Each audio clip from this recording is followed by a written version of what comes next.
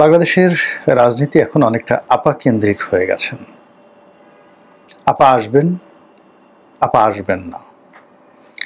আপা টুস করে ঢুকে পড়বেন কিংবা আপা টুস করে ঢুকে পড়বেন না। আপাকে ধরে আনা হবে, ফাঁসিতে লটকানো হবে, অথবা আপার একটি কেশাগ্রে স্পর্শ করার ক্ষমতা হবে না। আপাকে নিয়ে ভারত রাজনীতি করছে। শেষ পর্যন্ত আপাকে ভারত সেই যে তাদের নেগোশিয়েবল ইনস্ট্রুমেন্ট হিসেবে বাংলাদেশের বর্তমান সরকার অথবা আগামী দিনের সরকার তাদের সঙ্গে একটা নেগোসিয়েশন করে আপাকে একেবারে ভারত বাংলাদেশের হাতে তুলে দেবেন। অথবা আপা ভারতের রাজস্বিক মেহমান আজিম বা দ্য রয়্যাল গেস্ট এ হিসেবে তিনি সেখানে আছেন।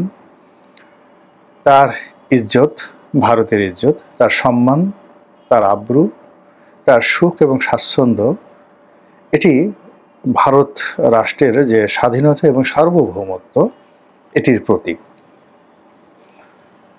শেখ হাসিনার সম্মান রক্ষা করা, মর্যাদা রক্ষা করা এবং শেখ হাসিনার সঙ্গে ভারতের যে বন্ধুত্ব সেই বন্ধুত্বটির মূল্য প্রদান করা ভারতের জন্য অত্যন্ত গুরুত্বপূর্ণ এবং ভারত এই কাজটি করবে, এই ধরনের ন্যারেটিভ আবার আওয়ামী লীগের লোকজন বলার চেষ্টা করছেন। তো এই বিষয়গুলি নিয়ে আলোচনা করব। তার আগে আপনারা নিঃসন্দেহে বুঝে গেছেন আপাকে। আপা বলতে আওয়ামী লীগের সভানেত্রী, যে আওয়ামী লীগ এখন তাদের কার্যক্রম চালাতে পারছে না বাংলাদেশে। তারা বর্তমান সরকার কর্তৃক কার্যক্রম বন্ধ রাখার ব্যাপারে সরকার আইন করে নিষেধ করে দিয়েছেন, তোমরা আর এই কাজ করতে পারবে না। আর এই আওয়ামী লীগের যে ছাত্র সংগঠন ছাত্রলীগ তাদেরকে তো একেবারে নিষিদ্ধ করে দেওয়া হয়েছে, ব্যান্ড। তো এই ছাত্রলীগের বা আওয়ামী লীগের যারা বেশিরভাগ নেতাকর্মী তারা শেখ হাসিনাকে আপা হিসেবে ডাকেন বা সম্বোধন করেন। শেখ হাসিনার সঙ্গে বেগম খালেদা জিয়ার পার্থক্য বা রওশন এরশাদের পার্থক্য হলো যে রওশন এরশাদের দলের লোকজন তাকে ম্যাডাম হিসেবে ডাকেন, আর একটু বাড়িয়ে ফার্স্ট লেডি হিসেবে ডাকেন। বেগম জিয়াকে ম্যাডাম হিসেবে সম্বোধন করেন এবং অনেকে স্যার ডাকেন। তারেক রহমান সাহেবকে অনেকে স্যার ডাকেন এখন। এটা হলো বাস্তবতা। অন্যদিকে আওয়ামী লীগের একেবারে সেই তৃণমূলের গ্রামের যে চৌকিদার আওয়ামী লীগ করে সেও শেখ হাসিনাকে আপা ডাকেন, আর ওবায়দুল কাদের সাহেব তিনিও আপা ডাকেন, আর নরেন্দ্র মোদী সাহেব তিনিও তাকে আপা বা বহিনজি বলে ডাকেন। এই জন্য আপা বলতে আসলে বাংলাদেশের রাজনীতিতে শেখ হাসিনাকে বোঝানো হয়। তো এই যে গত বছর 24শে আগস্টের পর, মানে 24শে আগস্ট না, গত বছর মানে 2024 সনের আগস্ট মাসের 5 তারিখের পর শেখ হাসিনাকে নিয়ে নানা রকম ট্রল করা হচ্ছে। আবার আওয়ামী লীগের যারা লোকজন রয়েছেন তারা শেখ হাসিনাকে সামনে রেখে নানা রকম ভয়, ভীতি, আতঙ্ক তাদের প্রতিপক্ষকে দেখাচ্ছেন। আর এই অর্থে শেখ হাসিনা তিনি নিজেও কিন্তু একেবারে চুপচাপ বসে নেই। তিনি তার ঝাঁঝালো বাক্য দ্বারা, বক্তব্য দ্বারা তিনি বোঝানোর চেষ্টা করছেন যে এখনও তিনি ডক্টর মোহাম্মদ ইউনূসের চাইতে যথেষ্ট শক্তিশালী। তিনি বোঝাতে চাচ্ছেন যে তার 15 বছরে 3টি নির্বাচন হয়েছে, এই 3টি নির্বাচনে যে যাই বলুক না কেন কিন্তু দেশ তিনি মাশাআল্লাহ ভালো চালিয়েছেন। নির্বাচন অবৈধ হয়েছে, রাতের ভোট হয়েছে, বিনা প্রতিদ্বন্দ্বিতার ভোট হয়েছে, হাঙ্কি পাঙ্কি হয়েছে ইত্যাদি নানা রকম। কিন্তু বাস্তবতা হলো যে শেখ হাসিনা এবং তার লোকজন মনে করেন যে দেশে তারা যে শাসন প্রতিষ্ঠা করেছেন, আইনের শাসন, মানুষের জানমালের নিরাপত্তা, মানুষের ব্যবসা বাণিজ্য করার স্বাধীনতা এবং মানুষের যে অর্থনৈতিক জীবনের যে গতিশীলতা, মানুষের মনে সোশ্যাল সিকিউরিটি, রাষ্ট্রের প্রতি বিশ্বাস, আস্থা এবং যারা প্রশাসন যন্ত্রে রয়েছেন তাদের সবাইকে সাধারণ জনগণ যেভাবে সমীহ করা দরকার, ভয় পাওয়া দরকার, ইজ্জত করা দরকার, ঠিক সেইভাবেই তারা ইজ্জত করত। এখন যেভাবে রাষ্ট্রের যে কোনো লোকেরই এখন সাহস বেড়ে গেছে, তারা কে আইজি, কে সেনাপ্রধান, কে সেক্রেটারি, কে উপদেষ্টা, কে প্রধান উপদেষ্টা, এটা কোনো বিষয় নয়। তারা যে কোনো মানুষের বিরুদ্ধে মব করতে পারে, যে কোনো মানুষকে গালাগাল করতে পারে, যে কোনো মানুষকে বেইজ্জতি করতে পারে। এটি একেবারে যাকে বলা হয় যে আপাত দৃষ্টিতে মনে হবে যেন মগের মুল্লুক বা মবের মুল্লুক, কিন্তু একটি রাষ্ট্র ব্যবস্থার জন্য এটা ভয়াবহ অশনির সংকেত। রাষ্ট্রের কিছু কিছু বিষয় থাকে যে বিষয়গুলোতে মর্যাদা রাখতে হয়, সম্ভ্রম রাখতে হয় এবং মানসম্মান রেখে কথা বলতে হয়। তো শেখ হাসিনা যারা লোকজন মনে করেন যে এই রাষ্ট্রের যে জায়গাগুলো রয়েছে সম্মানের, ভয়ের, মর্যাদা দেওয়ার, ঠিক সেই জায়গাতে তার দল আওয়ামী লীগ এবং শেখ হাসিনা এবং আওয়ামী লীগের সরকার সুন্দর একটি দায়িত্ব পালন করেছেন এবং জনগণ এখন বুক থাপড়িয়ে, বুক চাপড়িয়ে হাহাকার করছে, এ আমরা কি করলাম, হে আল্লাহ, এ আমরা কি করলাম, যে লাউ সে কদু তো এখন আর হচ্ছে না, আমরা কাকে তাড়িয়ে আমরা সেই রত্ন ফেলে ছাই খেলাম, আমরা সেই যাকে বলা হয় পোলাও কুরমা, কালিয়া কুপ্তা বাদ দিয়ে পচা কুমড়া নিয়ে এখন আমরা খাচ্ছি, পচা কুমড়া মাথায় নিয়ে নাচছি, এ কি করলাম, এটা আওয়ামী লীগের লোকজন মনে করেন। তো কাজেই তারা স্বপ্ন দেখেন, এই আমরা আসলাম, আসবো, আজ আসবো, কাল আসবো। যারা আওয়ামী লীগের লোকজন তাদের বক্তব্য হলো খুব দ্রুত আমরা চলে আসছি। কোথা থেকে? ভারত থেকে, ইংল্যান্ড থেকে, আমেরিকা থেকে। এবং এখানে শেখ পরিবার যারা লোকজন আছেন তারা সবাই, সেটা বাহাউদ্দিন আসিম বলেন, জাহাঙ্গীর কবির নানক বলেন, অন্যান্য যারা আছেন তারা সবাই, অ্যাজ ওয়েল অ্যাজ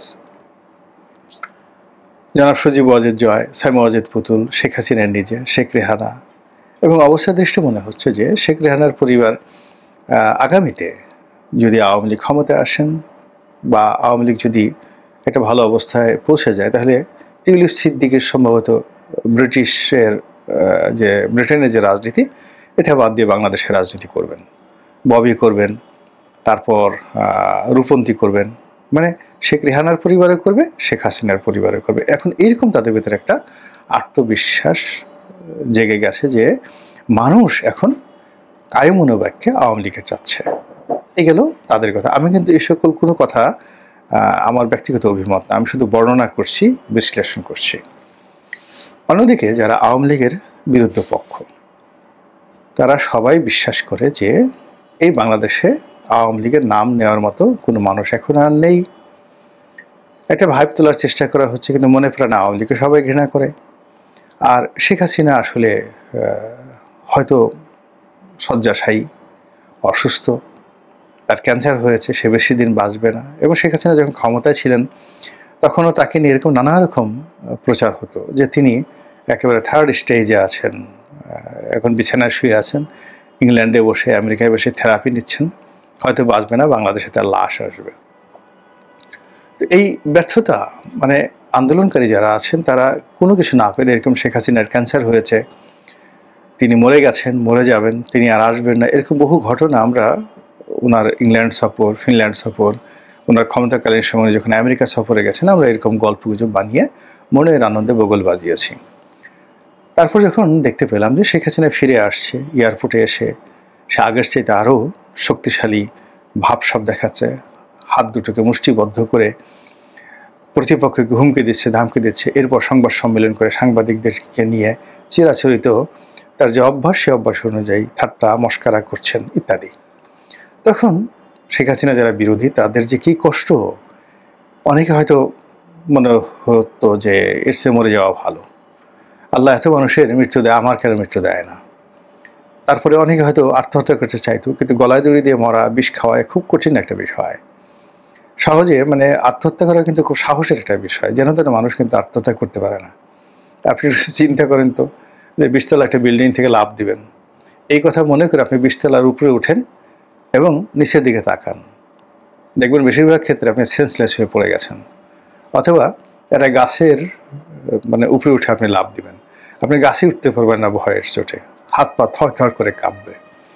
আপনি বন জঙ্গলে মনে করেন যে সাপ আপনাকে একটা কামড় দিলে আপনি মরে যাবেন, তো একটা সাপ যদি আপনার সামনে এনে ছেড়ে দেওয়া হয়, আপনি কাপড় খুলে দৌড় দেবেন, ওরে বাবা গো, ওরে মা গো, আমি বাঁচতে চাই। তো সেখানে যারা আত্মহত্যা করতে চায়, সে আত্মহত্যা করার যদি সাহস থাকতো বা থাকে কারো, তাহলে তার পক্ষে আসলে শেখ হাসিনার বিরুদ্ধে আন্দোলন করা, স্বৈরাচারের বিরুদ্ধে আন্দোলন করা এটা কোনো সমস্যাই নয়। আত্মহত্যা অনেক কঠিন একটা বিষয়, এটা সবাই পারে না, সবাই শুধু বাঁচতে চায়। তো সেই অর্থে যারা শেখ হাসিনার বিরুদ্ধে আন্দোলন করতে ব্যর্থ হয়েছিল, তাদের অনেকের আত্মহত্যার স্বাদ জেগেছিল, কিন্তু তাদের সাধ্য হয়নি। তো এই অবস্থায় শেখ হাসিনার পতন হলো। এখন আবার নতুন করে এই গত 14 মাস চলে গেল, নতুন করে আবার সেই শেখ হাসিনা আসবে ইত্যাদি ইত্যাদি কথাবার্তা হচ্ছে। এখানে শেখ হাসিনা বিরোধী যারা লোকজন আছেন তারা আগের মতোই ঠাট্টা করছেন যে না, আপা আর আসবেন না, তার পক্ষে আসা সম্ভব নয়। আর এক পক্ষ বলার চেষ্টা করছেন, আগে যেভাবে বলতেন ক্যান্সার হয়েছে, এখন আবার সে বলার চেষ্টা করছেন যে আবার ক্যান্সার হয়েছে। আগের বার যখন ক্যান্সার হয়েছিল, মানে শেখ হাসিনা যখন ক্ষমতা, তখন তার বয়স হয়তো 73, 74, 75 বছর ছিল। এখন তো শেখ হাসিনার বয়স প্রায় সেই 1 বছর আরও বেড়ে এখন 78 বছর হয়ে গেল। তো 78 বছর একটা মানুষের যদি হয়, তাহলে কি সে আর বাঁচে? এটা তো দ্বিতীয় যুক্তি। তারপরে সবার বক্তব্য হলো যে তিনি কেন ভিডিও ফুটেজে দেখা দিচ্ছেন না, কেন ভিডিও কলে তিনি উপস্থিত হচ্ছেন না। তিনি কেবল অডিও ফুটেজ দিচ্ছেন এবং এখন এআই জেনারেট করে একদম শতভাগ যে কোনো মানুষের কণ্ঠ, যে কোনো মানুষের বক্তব্য এবং তার ধরন প্রকৃতি একেবারে হুবহু সেটা করা সম্ভব। অতি সম্প্রতি আপনি দেখেছেন আমাদের যে বাংলাদেশের বীর মুক্তিযোদ্ধা জনাব ফজলুর রহমান, অ্যাডভোকেট ফজলুর রহমান, তো তার একটা বক্তব্য ব্যঙ্গ করা হয়েছে। তিনি বলেছেন যে আমার যদি ক্ষমতা আসে আমি বিষ খাবো। তো জনাব ফজলুর রহমানের একটা ভিডিও ফুটেজ ব্যবহার করে তার হাতে বিষের বোতল ধরিয়ে যেভাবে তাকে খাওয়ানো হয়েছে আর যেভাবে তিনি সেই খাওয়ার পরে সরাসরি ঝাঁকে দিয়েছেন, একেবারে আপনার কাছে মনে হবে শতভাগ 100% এই জনাব ফজলুর রহমান 1 বোতল বিষ খেয়েছেন। তো এটা এআই দিয়ে তৈরি করা হয়েছে। এখন সেই এআই দিয়ে শেখ হাসিনার ভাষা, বক্তব্য, কথাবার্তা প্রচার করা এটা কোনো বিষয় নয়। এবং এটার উপর একটা আশা করে, ভরসা করে শেখ হাসিনা যারা বিরোধী তারা বলার চেষ্টা করছেন যে শেখ হাসিনা যে সকল অডিও বার্তাগুলো আসছে এগুলো মূলত শতভাগ এআই জেনারেটেড, কাজেই আপা আর কখনো আসবেন না। তো এই যে আপা আসবেন না আর আপা আসবেন, এটা নিয়ে যে বাহাস চলছে, সেই বাহাস বাংলাদেশের রাজনীতিতে কী পরিণতি ডেকে নিয়ে আসে সেটাই দেখার বিষয়। মহান আল্লাহ আমাদের সবাইকে হেদায়েত দান করুন।